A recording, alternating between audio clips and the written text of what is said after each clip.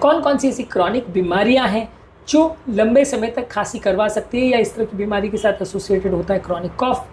अगर किसी व्यक्ति को लंग्स की कोई भी बीमारी है जैसे asthma, chronic bronchitis, bronchiectasis, pulmonary fibrosis, emphysema, cystic fibrosis, interstitial lung disease, tuberculosis, sarcoidosis और लंग कैंसर। तो ये है वो सारी लंग्स की बीमारियां जिसमें किसी किसी व्यक्ति को लंबे समय तक खांसी यानी क्रॉनिक कॉफ हो सकता है। हर एक तरह की खांसी का पैटर्न अलग हो सकता है, किसी किसी में खांसी सूखी होती है, किसी में कफ लेके आती है, पर ज़्यादातर इन सारी बीमारियों में से कोई भी एक ऑप्शन किसी व्यक्ति में हो सकता है जिसकी वजह से खांसी होती है। अगर कॉफ है तो आपको उसका इवैल्यूएशन करना चाहिए।